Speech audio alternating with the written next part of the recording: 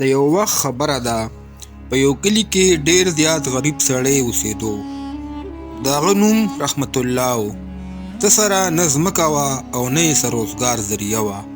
هغه به ټوله ورځ مزدوري کوله، مګر په مشکله سره به هغه د خپل کور خرچه پوره کوله.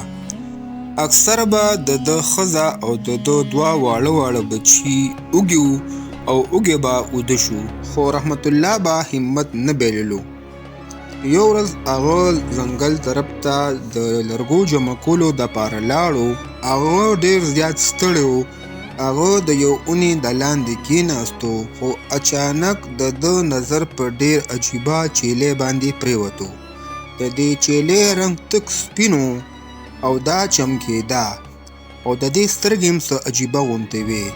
رحمت الله سوچ وکړو چې زما په خیال دا چیلۍ د چا نه راپرانستې شوې ده.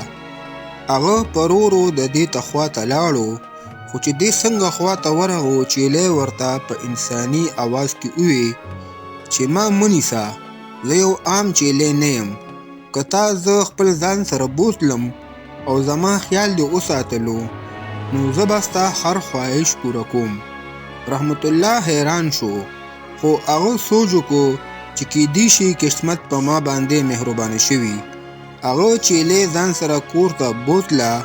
په شروع کې خو د ده د ښځې او د ده د بچو په ده باندې یقین نه راتلو، خو بله ورځ چې کله رحمت الله چیلۍ ته وویل چې موږ ته څه روټۍ راکړه، نو چیلۍ په زور باندې اواز وکړو او اچانک د دې مخې ته ډېر ښکلي او خوندور خوراکونه را پیدا شو.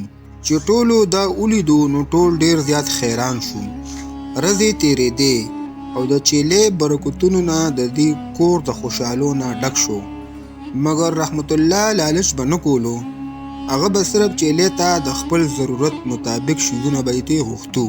یو ورځ د کلي یو لالچي زمیندار چې د هغه نوم ملک صاحب و، هغه ته د دې چیلۍ باره کې پته ولګېده. هغه فوراً د رحمت الله کور ته راغو او رحمت الله ته یې وویل چې دا چیلۍ ما ته راکړه، زه به تا ته سمې ډېرې پیسې درکړم. خو رحمت الله ورته انکار وکړو. ملک صاحب چې کله د رحمت الله انکار واورېد نو ډېر زیات غوسه شو او په لالچ کې راغو.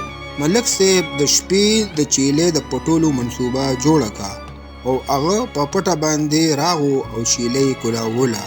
چې څنګه ملک صاحب چیلۍ ته ګوتې یوړې، نو چیلۍ په زوره باندې اواز وکړو او مخې سره د ملک صاحب لاسونه په ځای باندې ودرېدو او حرکت یې پرېښودو. هغه ویرېدو او چغې کړې چې ما بچ کې. رحمت الله هم د خوبه راپاڅېدو او د کوټې نه بهر راووتو. هغه چیلۍ ته وویل چې چیلۍ ملک صاحب پرېږده، خو ده ته سبق ضرور وښیه، ځکه چې ده زموږ نه غلا کوله. چیلۍ ملک صاحب پرېښودو، خو چیلۍ د ملک صاحب مخ تور کو او هغه د شرمندګۍ نه منډه کړه او بیا چرې هم واپس رانه و. د دې ورځې نه پس رحمت الله پوه شو چې جادو هم امانت دی. د دې نه پس رحمت الله به د دې چیلۍ نور هم عزت کولو او همیشه به یې ایماندارۍ سره زندگی تیروله او ایماندارۍ سره به کار هم کولو. د دې کیسې سبق دا دی چې لالچ همیشه نقصان ورکوي او صبر شکر سره انسان ته کامیابی او خوشحالي ملاویږي.